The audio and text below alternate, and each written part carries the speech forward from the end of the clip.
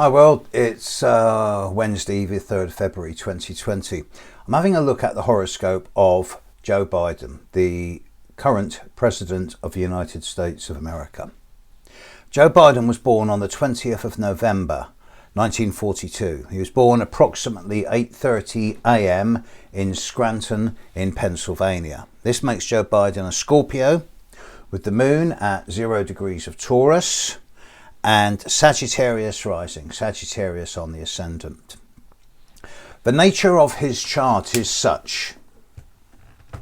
He was born with the Sun conjunct Venus, both loosely opposite Uranus, loosely on the ascendant-descendant axis. Also strongly square his North Node conjunct Chiron. What this leads me to assume from an astrological perspective is that this is a guy who's very much alone. Not lonely, but alone. With all that 12th house in his chart, you can be alone in a room full of people. And he feels a bit like a stranger in a strange land, like he's born on the wrong planet at the wrong time. It's not just the Sun-Venus on the ascendant, opposite Uranus on the descendant. That in itself is enough to make someone feel as if they're different from the rest of humanity. Not better or worse, but different. But the square to his North Node conjunct Chiron in the 9th house in Leo, it makes me wonder whether he truly has the courage of his convictions, whether he truly has his own personal beliefs and philosophies, or whether he is in thrall to the Catholic Church and to the institution and the office that he now holds. Basically, I'm wondering if he's capable of an independent thought and an independent policy.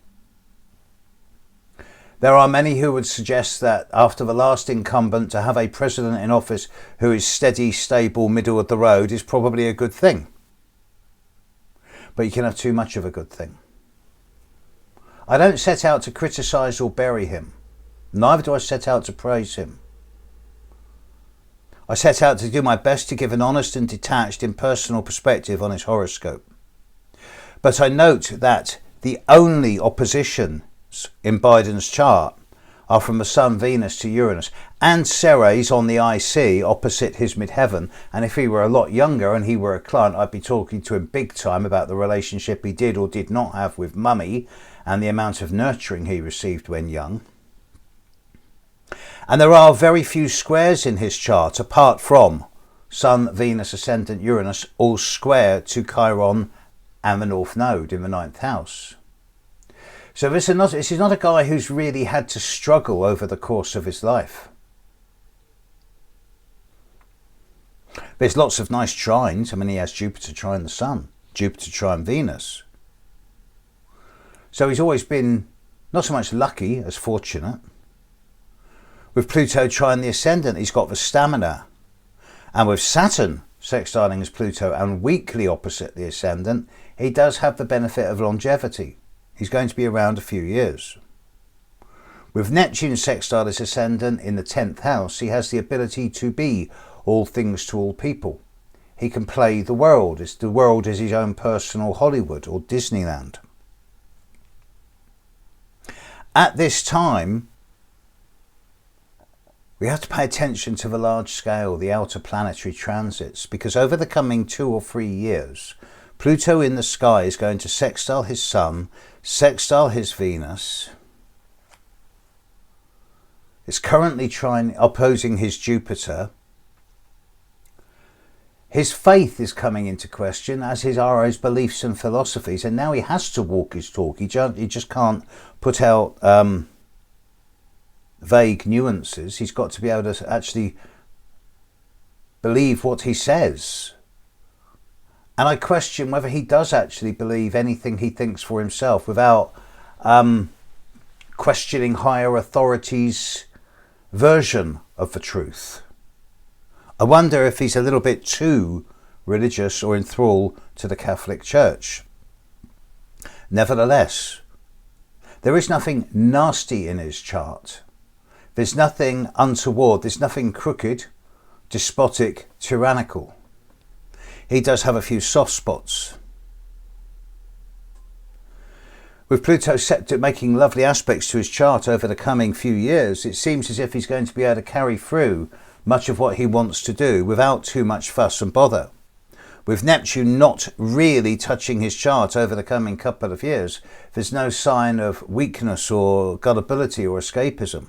And with Uranus not touching his chart now for quite a long time, for at least another 3 or 4 years, apart from the opposition to his Mars this year, of which more in a moment, there is no sign of any new drama. His long-term health seems good. He's got old bones. I would expect him to hit his mid-80s with his marbles and his mobility. But the weak spot is his Sun. The accusations are not going to go away. Now, when you compare the accusations against his Sun compared to some of the situations that the last incumbent got up to, I mean, what you're not going to see is Biden getting in, sort of withholding his taxes or being abusive towards women or anything like that. He's going to be, on the surface at least, a gentleman. But the weak point is his Sun.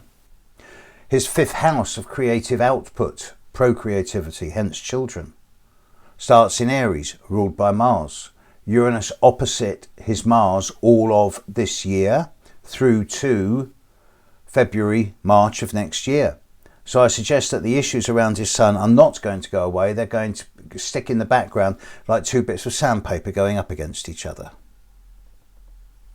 Saturn is going to square his Mars as well from late March through to late December. So again, this is a thing that's going to not go away. The Sun is going to be the sore thumb, or the children anyway. But I can't see it derailing him. Can't see him being impeached. And when you look at his chart compared to the inauguration, at the moment of the inauguration, now the inauguration chart set for midday on the 20th of January has the Sun conjunct Saturn in the sky exactly sextile his ascendant. The inauguration was also on a void moon. So it tells me that his presidency is not going to go the way that everyone expects, and there will be some major hiccups on the road. But not yet, not for a couple of years at least, because Pluto is looking after him.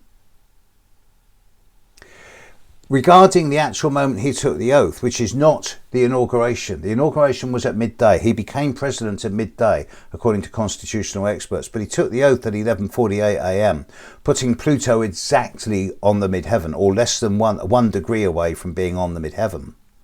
And that suggests that this is a voyage of transformation for him, and he has to learn how to stand up for his own beliefs and philosophies and not just sort of echo what's being told him by his advisors or his ex-superiors or his church. And I suggest that the hardest thing for Biden over the coming 4 years is going to be isolating his own personal philosophies and truths and being able to stand up for them and walk his talk.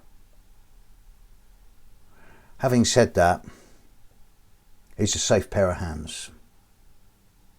And for at least 2 or 3 years, we can expect to find America heading more towards a central position and being less confrontational. The walls will start not coming down, no, but changing from concrete and steel into rubber and elastic.